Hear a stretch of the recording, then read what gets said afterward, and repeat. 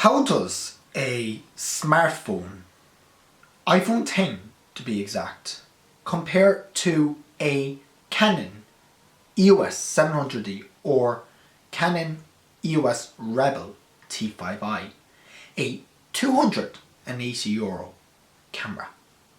I suppose we'll have to find out, won't we? This iPhone, it has an f1.2 or f1.8, sorry, lens as its main wide angle lens. It's a 24mm and it's not ultra wide, but it does the job. And it's 12 megapixels. This, on the other hand, is 18 megapixels.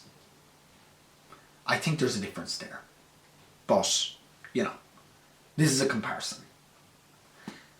This has the capacity to have interchangeable lens. I'm actually filming on this camera as is, but this does not, unless you buy attachments and buy moment lenses, although we're just talking about the phone by itself.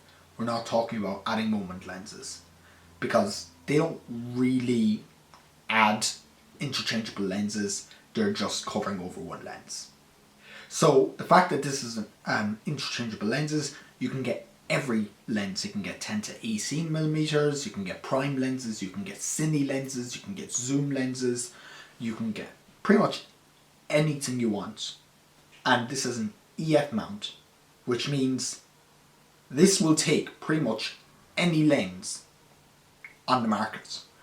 It can be adaptable, all that. Now, the iPhone on the other hand does not have a wide lens selection. This iPhone anyways. Different iPhones will have different lens capacities. It only has a 24mm lens on top, equivalent, and it has a 50mm equivalent telephoto lens 2 times, optical zoom. This does have optic image stabilization built in, whereas the Canon EOS 700D does not. You will need to purchase an image stabilized lens for it to make any sense to have image stabilization. Or you'll have to pick up a gimbal. Now, there's a lot of talk of interchangeable lenses that I've been doing here, but this camera I'm using the kit lens on. I've used the kit lens ever since I got the camera. It's an 18 to 55 kit lens. And sure, it's great. But obviously, eventually you'll want to upgrade. But for the moment, it goes wide out to 18mm and goes right in to 55mm. So you get a wide variety there. And I honestly think this is the best lens out there. Because if you want to travel light or you want to travel at all, the kit lens is just the best one to bring. I know what you're going to say, but it's a kit lens. You know, I can get way better lenses. I can get L series lenses, I can get Sigma lenses, Tamron lenses. But the kit lens is really just the best to use if you're traveling.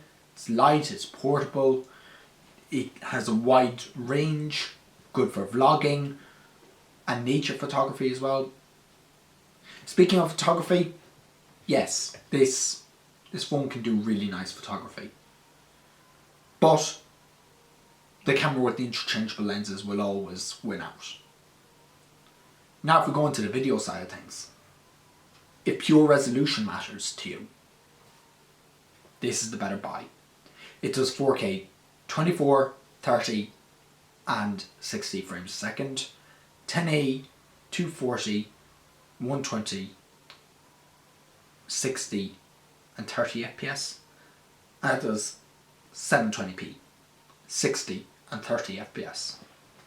Around front it does 1080p 30. So for pure options, this wins out. Because the Canon EOS T5i or 700D, which I'm comparing it to, only does 1080p, 25 or 24 frames a second.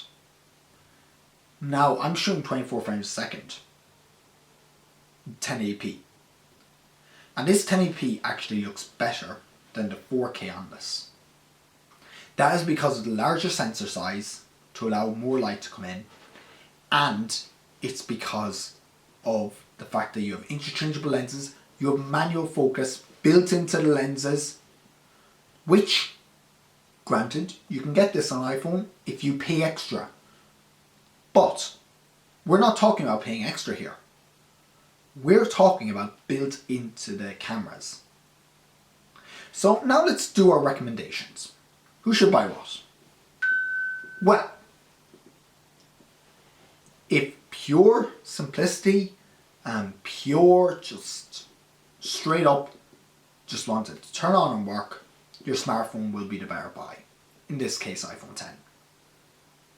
But if you want to get into videography and photography, if you want to start working on improving your video, you want to start messing around with ISO, aperture, and shutter speeds and ISO, yeah, pick up this DSLR.